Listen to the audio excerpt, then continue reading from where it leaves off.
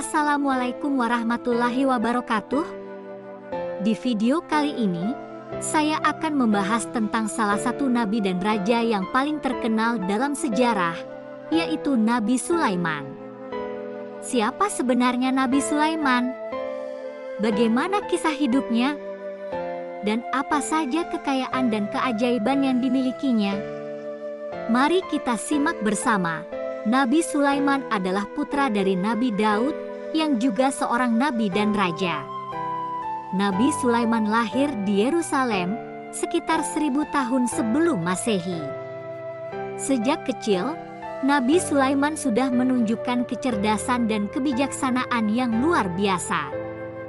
Dia juga sangat taat beribadah kepada Allah Subhanahu wa Ta'ala dan mengikuti ajaran ayahnya. Ketika Nabi Daud wafat, Nabi Sulaiman mewarisi kerajaannya yang luas dan makmur.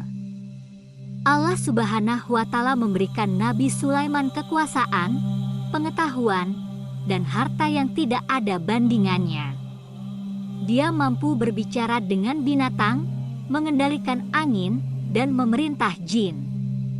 Dia juga memiliki istana yang megah, tahta yang indah, dan pertambangan yang kaya. Salah satu contoh kekayaan Nabi Sulaiman adalah ketika dia memindahkan tahtanya dari Palestina ke Yaman dalam sekejap mata. Tahta Nabi Sulaiman terbuat dari emas, permata, dan kayu yang sangat berharga. Tahta itu juga memiliki fitur-fitur canggih, seperti kursi yang bisa naik turun, singgasana yang bisa bergerak, dan hewan-hewan yang bisa berbicara.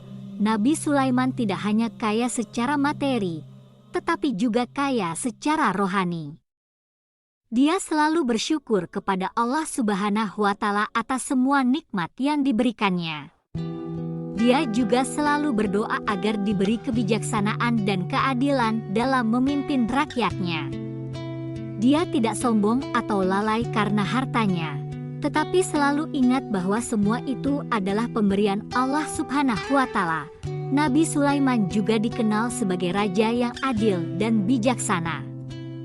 Dia memerintah dengan hukum Allah Subhanahu wa Ta'ala dan menegakkan kebenaran di bumi. Dia juga menjalin hubungan baik dengan berbagai negeri dan bangsa. Banyak raja-raja dan ratu-ratu yang mengagumi dan menghormati Nabi Sulaiman. Bahkan ada yang masuk Islam karena pengaruhnya. Salah satu kisah terkenal tentang Nabi Sulaiman adalah ketika dia bertemu dengan Ratu Balqis dari negeri Saba. Ratu Balqis adalah seorang ratu yang cantik, cerdas, dan kaya. Dia memerintah negeri Saba dengan baik dan adil. Namun, dia belum mengenal Allah Subhanahu wa Ta'ala dan masih menyembah matahari. Nabi Sulaiman mendengar tentang Ratu Balqis dan mengirimkan surat kepadanya. Dalam surat itu, Nabi Sulaiman mengajak Ratu Balqis untuk masuk Islam dan tunduk kepada Allah Subhanahu wa Ta'ala. Ratu Balqis merasa penasaran dengan Nabi Sulaiman dan memutuskan untuk mengunjunginya di Yerusalem sebelum bertemu dengan Nabi Sulaiman. Ratu Balqis menyimpan tahtanya di tempat rahasia. Tahta Ratu Balqis juga sangat mewah dan megah, terbuat dari emas, permata, dan mutiara. Namun, dengan izin Allah Subhanahu wa Ta'ala, Nabi Sulaiman bisa mengetahui di mana letak tahtanya dan memerintahkan jin untuk membawanya ke hadapannya. Ketika Ratu Balqis sampai di istana Nabi Sulaiman, dia terkejut melihat tahtanya sudah ada di sana. Dia bertanya kepada Nabi Sulaiman bagaimana dia bisa melakukannya. Nabi Sulaiman menjawab bahwa itu adalah karunia dari Allah Subhanahu wa Ta'ala yang memberinya ilmu dan kekuasaan yang tidak dimiliki oleh manusia biasa. Nabi Sulaiman kemudian mengajak Ratu Balqis untuk melihat keajaiban lain yang ada di istananya.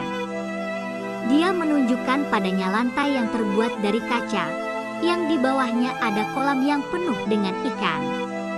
Ratu Balqis mengira bahwa itu adalah air dan mengangkat roknya untuk melewatinya. Nabi Sulaiman memberitahunya bahwa itu adalah kaca, bukan air. Ratu Balqis terpesona dengan keindahan dan kemegahan istana Nabi Sulaiman. Dia juga terkesan dengan kebijaksanaan dan keadilan Nabi Sulaiman.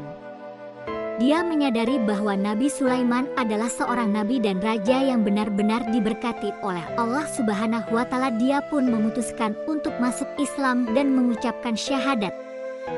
Nabi Sulaiman, demikianlah kisah tentang Raja Nabi Sulaiman yang merupakan salah satu nabi dan raja teragum dalam sejarah.